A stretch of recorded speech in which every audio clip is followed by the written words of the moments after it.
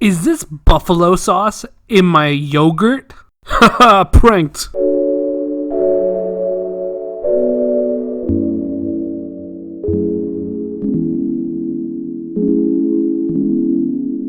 You took $200? Well, now you lost $21,000. So, most users of computers will probably have some experience with this. You know when you're online shopping and sometimes a box pops up and says, click this, promo code, sign up, yada yada. Well, we know they're scams. My mistake, I first clicked the wrong X. They put a fake one on top and I clicked it. I immediately shut the page and thought that was the end of it. Nope. The site I bought the Hanukkah gift I was getting from my mother sold my credit card information to the pop-up. I activated that when I clicked the wrong X. I was a teenager relatively new to my checking account. I checked my statement for December and all was well. So I didn't really check for the next couple months because I didn't use it for anything. There should be no charges. I know better now. When I did check, I noticed all these small, insignificant charges that weren't mine. Always less than $10 and usually around $2. But the multiple charges added up to just over $200. When I looked into this, I found the connection. I called the thieving company and told them they stole my information and are illegally charging my card. They didn't deny it. They also didn't care. I wanted my money back and they refused repeatedly. I gave them so many chances to fix everything with just that. I eventually warned them I would have to sue if they didn't give back what they stole. They laughed. Turns out there was a class action suit in progress, which my lawyer used as leverage for a quick payout. We sued for fraud and violation of federal communication laws. What they are doing is very illegal and happens every day. This included a lot of popular stores and websites. Since they were 100% in the wrong and committed a crime, and I was a child who bought her mother a gift, I won the case. I received a judgment of $21,000. I told them it would all go away by just refunding my $200, but they refused. They seem to think a teenager threatening to sue a massive corporation that does nothing but break the law wasn't much of a threat. What they should have noticed is I was buying a Hanukkah gift. Hanukkah. Everyone I know is a lawyer. This reminds me, I get called all the time by scam companies trying to pretend like they're Windows or whatever, and every time I make them so uncomfortable because I just go overly sexual with it. I pull out every stop in the book that would get me demonetized from this weekend to the next. Usually they get up to 2 minutes and then they realize that I'm fucking with them and then they hang up. Every time they call, my goal is to keep them on as long as I can with my overly sexual banter. No promotion for me. No promotion for you either. Bear with me, this will be long. Also not in the US. About 2 years ago, I was working on a payment gateway.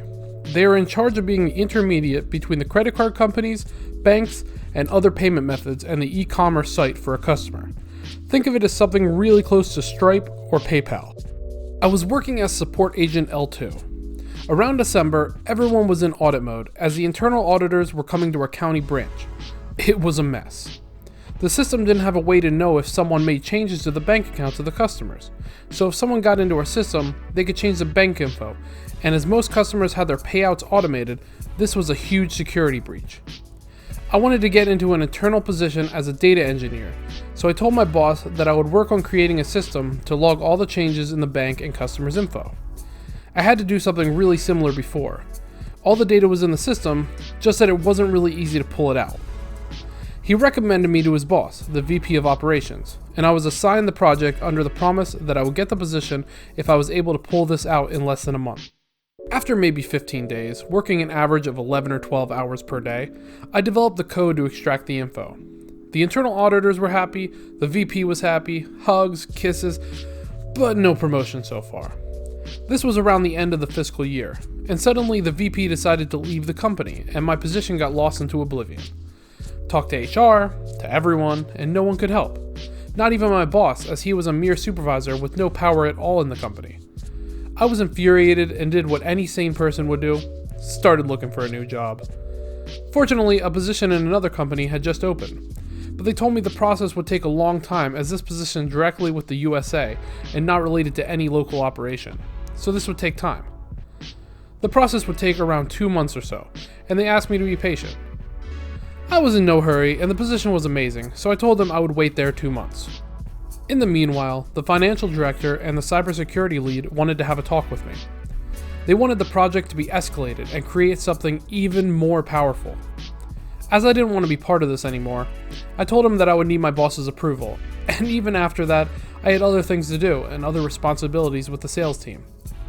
After this meeting, he sent everyone an email menacing that if the employee didn't help with the audit process, he would be fired with no compensation.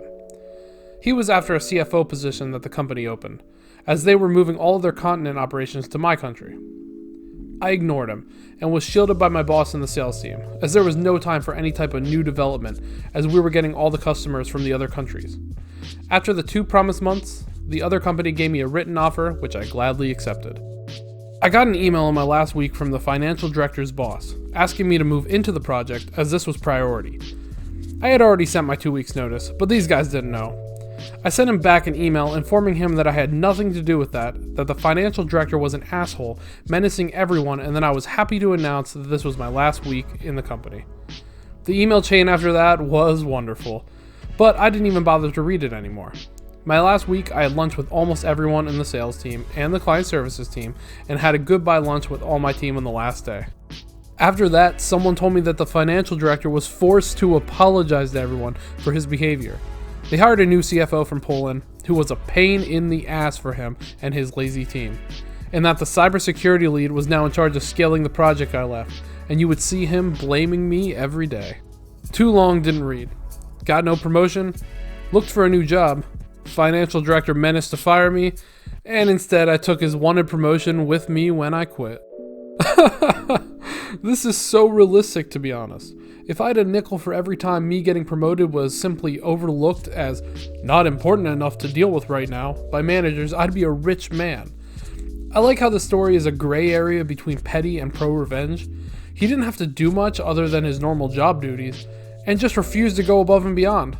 But it ended up causing the wannabe CFO a higher paying job.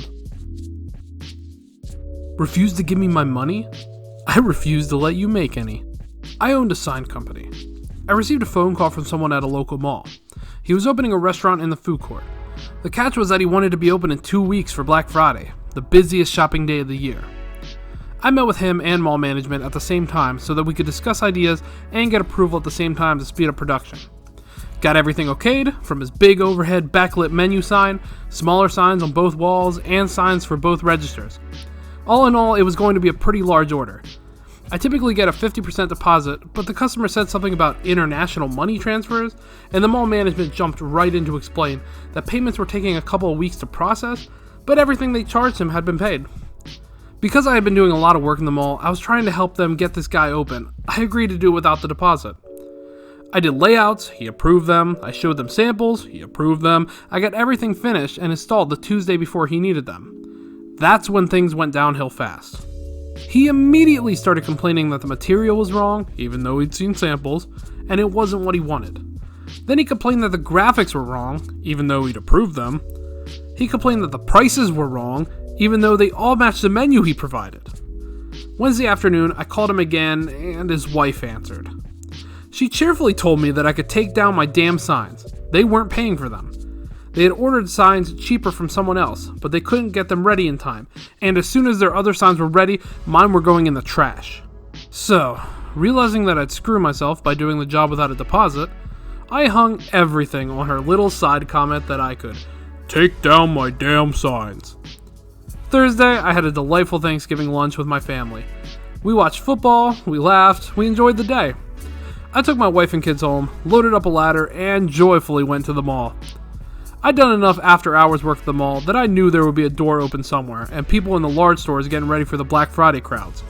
I went in, tossed my ladder over the restaurant counter, and started taking down the signs. A couple of merchants in the mall asked me if the place was already closing. I told them the story, and the next thing I know, they are helping me take down the signs. In 30 minutes, the place went from looking like a fully open, ready-to-rock restaurant to looking closed. I went home and slept like a baby. When I turned on my phone at 7:30 on Black Friday, I'd already missed 15 phone calls from the restaurant owner, his wife, and the mall management. I called the mall management, and they weren't happy. I told them the whole story. They still weren't happy with me, but they understood. I waited 15 minutes before the restaurant owner called screaming in the phone, demanding that I return the signs. I politely told him that I needed the full amount plus the cost of reinstallation, plus an extra $50 for working on an off day. He screamed at me, so I hung up.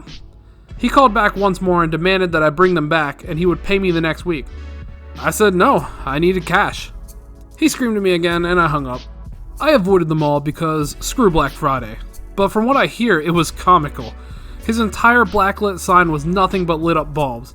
He'd handwritten a menu on an old box and taped it to the front of the counter. Every restaurant in the food court was slammed all day, and nobody would even take his free samples. He closed mid-afternoon after realizing nobody was going to buy. He went through the entire shopping weekend with no signs and no business. The best part was that 2 weeks later, when his new signs from India finally arrived, they were the wrong size. Screw you, Mr. Restaurant Owner, for ordering signs from me that you knew you weren't going to pay for because you already ordered from somebody else. I love the ones that are super petty. I guess that restaurant owner can't have his mall food and eat it too. Okay guys, thank you so much for watching. I hope you enjoyed this video. Stay tuned tomorrow. I believe we have a nuclear revenge coming after this one. I made a community post where you can comment the subreddit that you would prefer me to do. You can also make a comment below this video, as I read most, if not all, comments.